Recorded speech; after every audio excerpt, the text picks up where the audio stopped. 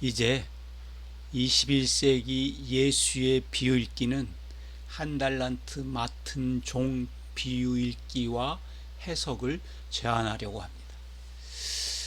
본문 달란트 비유에서 예수의 하나님 나라 복음 진실을 제대로 살려내고 찾아낼 수 있을까? 누가복음의 문화 비유에 비교해서 그 달란트 비유를 보면 그럴 수 있을 거라고 생각을 합니다. 마태복음 달란트 비유에서는 충분하게 예수의 비유의 참된 뜻을 찾고 발견해낼 수 있으리라고 믿습니다. 예수의 비유를 자세히 살펴보면 예수가 자신이 경험하고 살아온 아주 또렷한 그런 생활의 이야기, 생활 비유 이야기를 할 때는 그 비유를 통해서 예수는 자기 하나님 나라 복음 운동의 실체를 증언하고 그것을 청중들과 독자들에게 선전하려고 하는 그런 의도를 가지고 있습니다. 그러나 이 달란트 비유에서처럼 로마 제국 지배체제 전체를 아우르는 그런 사회 정치 경제 비유는 비유의 현실 세계에 대한 구조적 모순과 폐해를 까발리려고 하는 경우가 많습니다. 그러면서 청중과 독자들의 감정을 충동질하고 이간질합니다. 또한 비유의 현실 세계에 대한 이해와 깨달음을 아주 증폭시켜서 청중과 독자들을 선전하고 선동합니다. 비유의 현실 세계에 맞서는 그런 은유들을 밝혀냄으로써 청중과 독자들을 비유의 현실 세계에 맞서는 것으로 이끌어 가려고 합니다. 이제 예수의 이 한 달란트 맡은 종 비유를 좀 차근차근 읽어보도록 하겠습니다. 참으로 하늘나라는 어떤 사람이 여행을 떠나면서 자기 종들을 불러서 그들에게 자기 소유의 자산을 맡긴 경우와 같다. 여기서 비유의 첫 문장을 좀 더 세밀하게 읽어볼 필요가 있는데요. 이 비유의 첫 문장에서는 하늘나라라는 주어가 빠졌습니다. 그럼에도 불구하고 이 비유의 첫 문장을 통해서 한 달란트 맡은 종의 비유가 하나님 나라 비유라는 것을 아주 명백하게 알 수가 있습니다.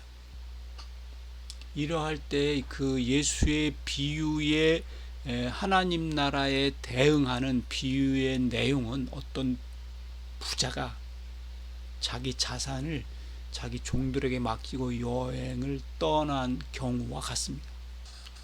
하늘나라와 비유의 주인인 어떤 사람은 서로 결코 직접적인 비유의 대응 관계가 아닙니다. 예수의 한 달란트 맡은 종의 비유를 제대로 읽고 제대로 해석하려면 달란트 비유의 주인에 대한 저자의 그리스도 재림 열망, 알레고리 상상 이런 것들을 통한 비유 읽기와 사유와 해석을 우리의 인식 밖으로 밀쳐 놓아야 합니다.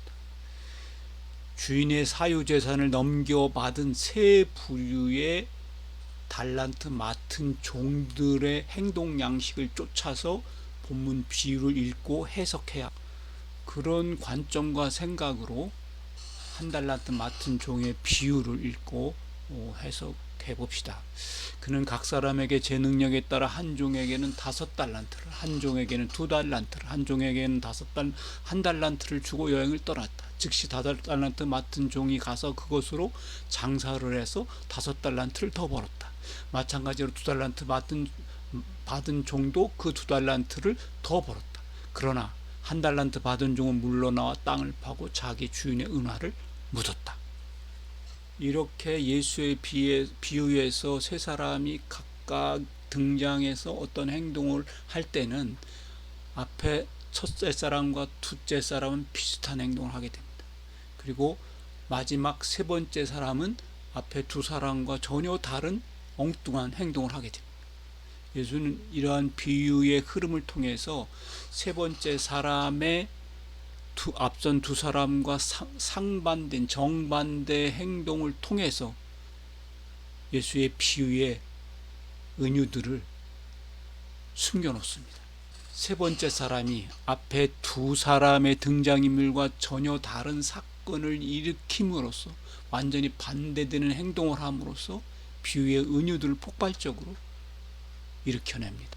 예수의 마지막 등장인물이 일으키는 사건과 행동을 통해서 예수는 아주 억세고 힘차게 비유의 은유를 드러내게 됩니다. 이 점에서 이제 21세기 독자들은 한 달란트 받은 종의 그 행동 양식을 쫓아가면서 그가 일으키는 사건과 행동 속에서 이 비유에 숨겨진 예수의 절절한 육성들을 찾아내고 듣게 될 것입니다. 이제 21세기 예수의 비유의 독자들은 본문 비유에서 한 달란트 받은 종과 관련한 사건과 행동 속에서 어떻게 비유에 숨겨진 은유를 찾아낼 수 있을까? 사실 예수는 한 달란트 맡은 종의 비유를 통해서 로마 제국주의 만몬 자본 권력의 착취와 증식과 싸움의 욕망을 폭로하려고 합니다. 그럼으로써 로마 제국 만몬 자본 세상에 저항하는 대한세상, 예수의 하나님 나라 운동의 진실을 밝히려고 합니다. 예수의 하나님 나라 복음 운동의 실천 행동을 제안하려고 합니다. 이와 관련해서 그 한 달란트 맡은 종의 비유에서 종들이 받는 달란트가 어마어마합니다. 5달란트, 2달란트, 1달란트. 그 크기가 우리를 상상을 초월합니다. 그런데 5달란트 받은 종, 2달란트 받은 종 아무런 망설임 없이 가서 장사를 해서 100% 이익을 남깁니다. 여기서 본문 비유는 그 5달란트 받은 종, 2달란트 받은 종의 거리낌 없는 행동을 사문보 문장으로 표현을 합니다. 그런데 사문보 문장이라는 게 일종의 악보의 운율 같은 것인데요. 주어가 일으키는 세 가지 행동과 사건을 나란히 늘어놓아서 그 사건의 실체와 그 사건에 따른 긴장감과 현장감을 높이는 그런 표현법입니다. 즉시 5달란트 받은 종이 가서 그것으로 장사를 해서 5달란트를 더 벌었다. 5달란트 받은 종과 2달란트 받은 종은 어느 결에 그 주인으로부터 이렇게 엄청난 상수를 배웠을까? 주인을 가까이 모시고 따르면서 주인에게 철저히 이러한 영업 정신과 영업 기술을 배웠을까? 아니면 로마 제국 안에 있는 주인의 영업망이 너무 촘촘하고 튼튼해서 이렇게 5달란트, 2달란트 100% 이익을 남기는 것이 누워서 식은 죽 먹기였을까? 예수는 본문 비유에서 이러한 의문에 대해서 어떤 이야기도 하지 않습니다. 그러나 이 청중들과 20세기 독자들은 본문 비유 안에서 5달란트, 2달란트 받은 종의 이런 100% 자본이익의 상황들을 충분히 이해할 수 있을 것입니다. 로마 제국 체제가, 지배 체제가 가지고 있는 피라미드식 빨대 착취 구조는 아주 유명한 것입니다. 그런 로마 제국 지배 체제 안에 있는 이 피라미드식 빨대 착취 구조가 촘촘하고 튼튼하기 때문에 이런 어마어마한 100% 영업이익을 거둘 수가 있었던 것입니다. 만약 그렇지 않았더라면 두 종의 5달란트 맡은 종, 2달란트 맡은 종이 어마어마한 자본이익은 불가능했을 것입니다. 한마디로 지중해 세계의 지중해 해상무역의 거대 상권과 지중해 세계를 전체를 지배하는 로마 제국의 아주 튼튼한 권력과 또 그 로마 제국의 권력에 기대어서 자본의 축적과 증식의 욕망을 충분히 충족할 수 있는 그런 대자본가의 사업 역량이 합쳐져서 이런 어마어마한 성공을 만들어낼 수 있었던 것입니다. 따라서 이 5달란트, 2달란트 맡은 종의 100% 성공은 독점, 만몬, 자본, 권력의 무한 축적 욕망과 싸움, 증식의 욕망의 거대한 톱니바퀴에 낀 노예, 인간, 군상에 대한 표상일 뿐입니다. 이렇듯이 예수시대 예루살렘에 있는 크고 작은 대자본가들은 자신들의 사업적 또 사회적, 정치, 경제적 욕구에 따라 로마 제국 전역을 여행하면서 자기가 가지고 있는 자본의 증식과 축적이 멈추지 않도록 아주 유능한 종들을 거느리고 그 종들에게 자기 자산을 맡길 수밖에 없었을 것입니다. 물론 여기서 종들이란 주인에게 전적으로 예속된 노예는 아닙니다. 어쨌든 주인은 자기가 거느린 종들의 능력을 철저히 파악해서 각자의 능력에 따라 달란트를 맡깁니다. 그냥 무조건 마음에 내키는 대로 5달란트, 2달란트, 한 달란트를 나누어 준 것이 아닙니다. 주인은 자기가 거느린 종들의 각각의 능력을 철저하게 재고 파악해서 거기에 맞게 자산을 맡깁니다. 한마디로 삼성이나 현대 같은 우리나라 독점 재벌들이 무한 경쟁과 차별 대우를 통해서 노동자를 경쟁시키고 노동자들의 능력을 극대화하는 인센티브와 같은 그런 것입니다. 이렇듯이 예루살렘에 있는 크고 작은 자본가들은 언제든지 100% 자본이익을 언제든지 남길 수가 있었습니다. 예수시대나 21세기 신자유주의 금융자본경제 체제에 살고 있는 우리 시대나 이렇게 만몬 자본의 무한 증식과 축적의 욕망은 언제든지 달성할 수 있는 그런 것들이었습니다. 예루살렘 안에서는 로마 제국 지배 체제와 그 로마 제국에서 기생하는 예루살렘 성전 제사 종교 기득권 세력들이 언제든지 상업활동을 통해서 이런 100% 자본이익을 달성할 수 있었을 것입니다. 예루살렘 성전은 하나의 큰 종교시장입니다.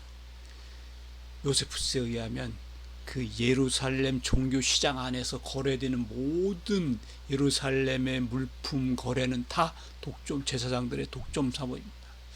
거룩한 재물들을 거래하는 것들, 성전 화폐를 교환하는 것들, 예루성전에 필요한 기구와 물품을 대는 그런 상업활동들이 다 독점 사업입니다.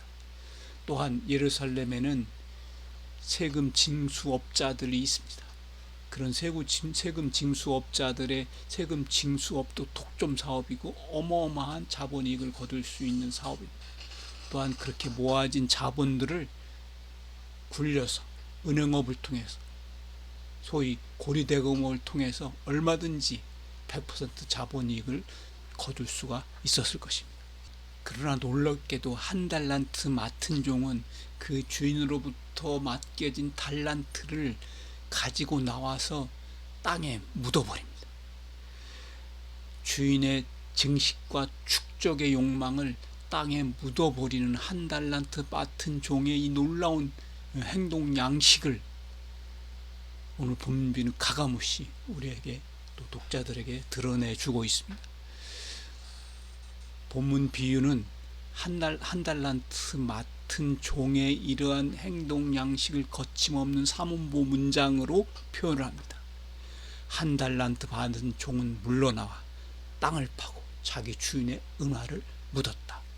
한마디로 한 달란트 받은 종은 대자본가인 주인의 자본 권력의 축적 욕망에 대해 정면으로 반기를 들었습니다.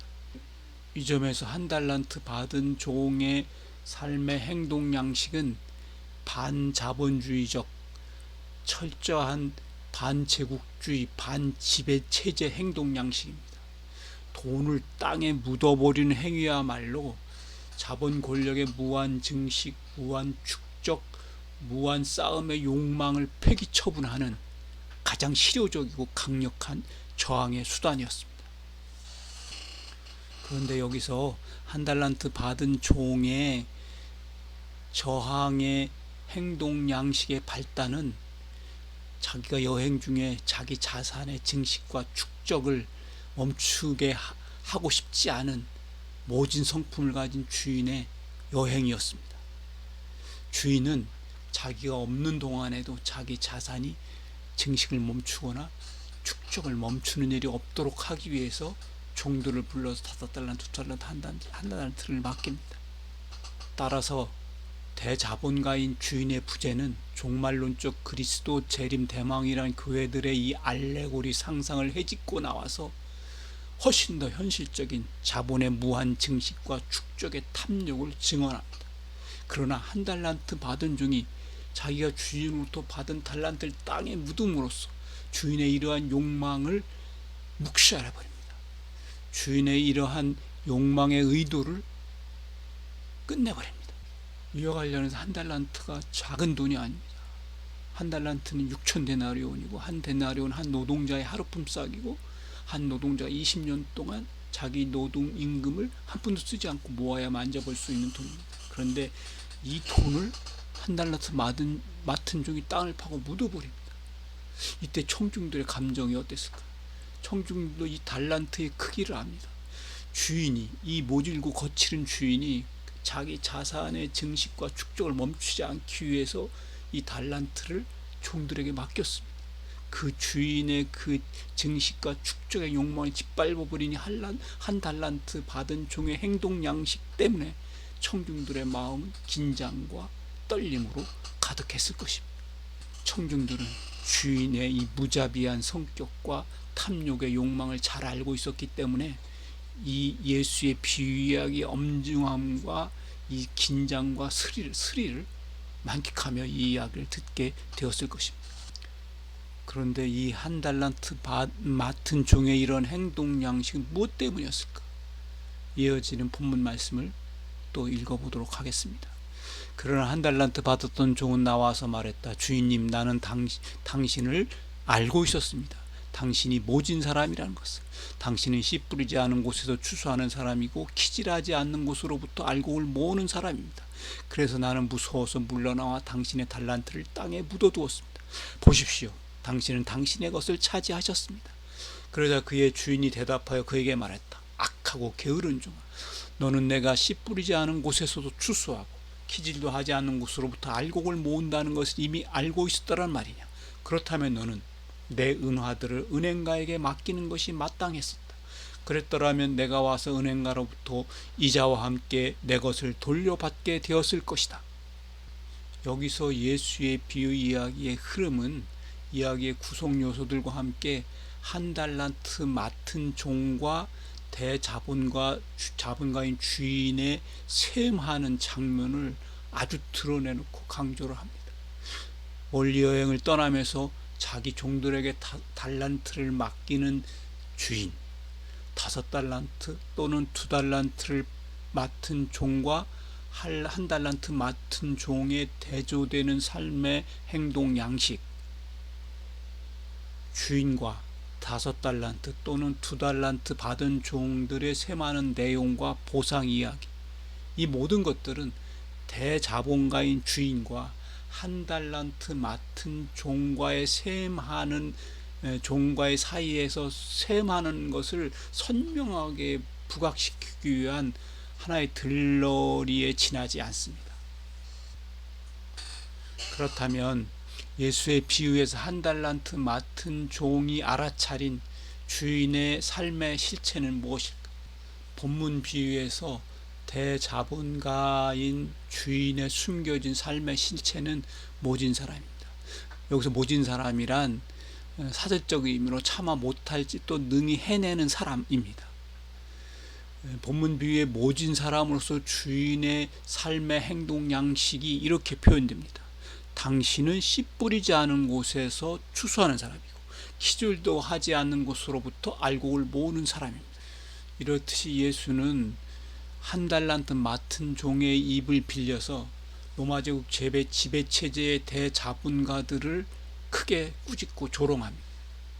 로마 제국 지배 체제와 거기에 기생하는 예루살렘 성전 제사 종교 기득권자들, 크고 작은 자본가들의 약탈과 착취, 증식과 축적의 욕망에 대해서 욕하고 폭로하고 꾸짖습니다.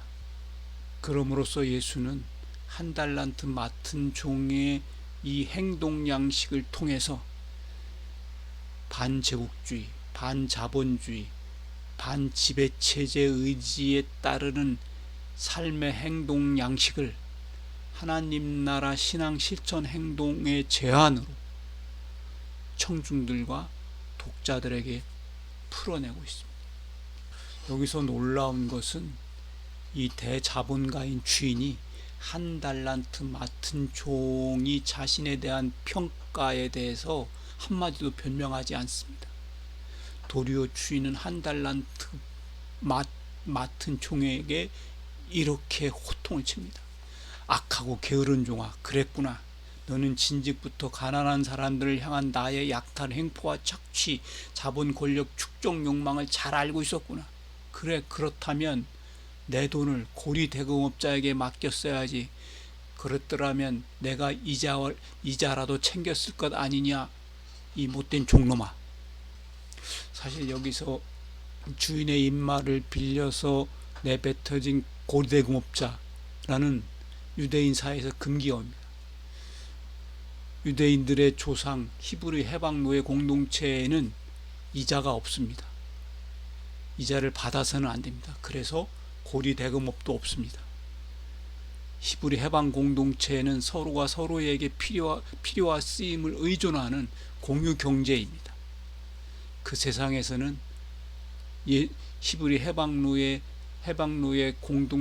야훼 신앙 공동체에서는 빚도 없고 이자도 없고 분부 귀천도 없고 양극화도 없습니다. 그러나 예수 시대에 이르러 이미 유대 사회는 타락했습니다. 고리의 이자를 받는 고리 대금업자들이 예루살렘에 터잡고 앉아서 가난한 민중들의 고열을 짜는 그런 세상으로 전락했습니다. 예수는 본문 비를 통해서 예루살렘에 터잡고 앉은, 그래서 민초들의 피를 빠는 고리 대금업자들을 꾸짖습니다. 로마 제국 만몬 권력의 기생에서 민초들의 고열을 짜내는 예루살렘 성전 제사 종교 기득권 세력들을 거칠게 비난합니다. 이제 끝으로 한 달란트 맡은 종에게 내려지는 주인의 끝판 심판과 처벌의 내용이 무엇인지 살펴보도록 하겠습니다. 본문 비유 읽기 2를 다시 읽어보겠습니다. 그러니 너희는 그자로부터 한 달란트를 빼앗아라. 그래서 너희는 그것을 10달란트 가진 사람에게 주어라. 우리말 성서는 여기서 너희란 주어를 빼고 번역을 했습니다. 그래서 실제로 이 문장의 주어인 너희라는 주어를 살려서 번역하면 비유 안에 숨겨진 청중과 비유의 청중 사이에서 혼동과 겹침의 모순이 발생을 합니다.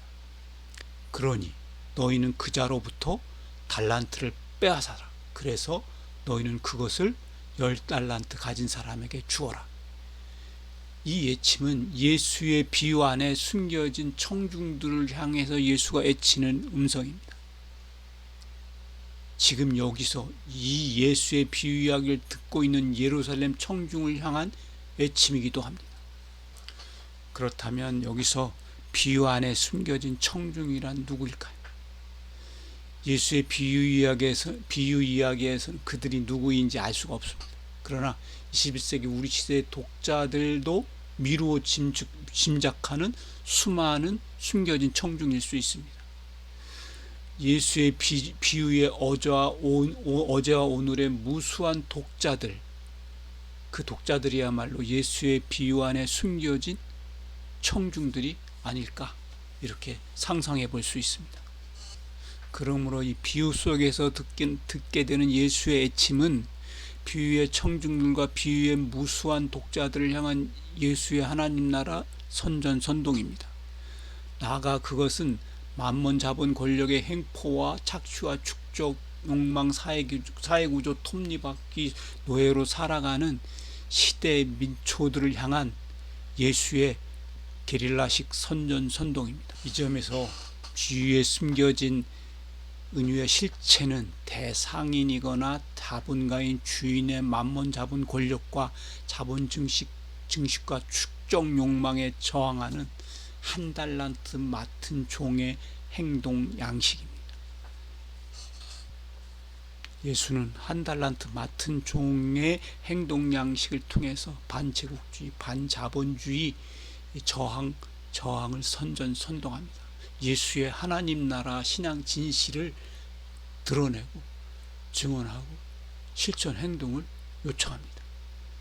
예수는 비유 안에 숨겨진 청중, 비유의 어제와 오늘 미래 수많은 독자들에게 한 달란트 받은 종의 행동 양식이야말로 예수의 하나님 나라의 행동 양식이라고, 예수의 하나님 나라의 실천 행동 양식이라고 증언하고 그렇게 요청합니다. 한마디로 그것은 반자본주의, 반제국주의, 반지배체제 유언비어 게릴라 저항 행동 양식입니다. 예수는 대자본가인 주인이 한 달란트 맡은 종을 향하여 선포하는 끝판 심판과 저항의 선언을 바꾸어서 반제국주의, 반자본주의 게릴라 저항 행동 양식을 만들어냅니다. 그럼으로써 예수는 비유 이야기 안에 숨겨진 청중들과 예수의 비유의 어제와 오늘과 미래의 무수한 독자들에게 하나님 나라 대한경제 실천 행동을 선전하고 선동합니다. 지금 너희는 지금 만몬 자본 권력의 약탈 행포와 착취, 축적 욕망, 사회경제 피라미드 기계구조 톱니바퀴 노예로부터 탈출하라. 만몬 자본 권력의 약탈과 독점 지배와 싸움에 저항하라. 만몬 자본 권력으로서 맡겨진 달란트를 땅을 파고 묻어버려라. 이제 마지막으로 누군가가 본문 뒤에 덧붙여 놓은 말들을 살펴보도록 하겠습니다. 그러므로 너희는 쓸모없는 종을 더 바깥 어둠 속으로 내어 쫓아라. 거기서 울며 이를 악몽이 있을 것이다. 인류 문명 속에서 만몬 자본 권력은 언제든지 끊임없이 한 달란트 받은 종의 행동 양식을 심판하고 처벌하려고 노력해 왔습니다. 만몬 자본 권력의 약탈 행포와 축적 욕망, 사회경제 피라미드 기계구조 톱니바퀴에 끼인 노예 군상들을 억압하고 착취해 왔습니다. 그러므로 이제 21세기 예수의 비유 읽기는 본문 비유 읽기 2의 이 마지막 문장을 읽고 해석하면서 21세기 예수의 비유 읽기 독자들을 이렇게 선전선동합니다. 한 달란트 맡은 종의 행동 양식을 쫓아 만몬 자본의 약탈 착취 증식과 축적 욕망에 저항하라. 그래서 휘황찬란한 자본 권력 바깥 그 어둠 속으로 쫓겨나라. 여기까지입니다.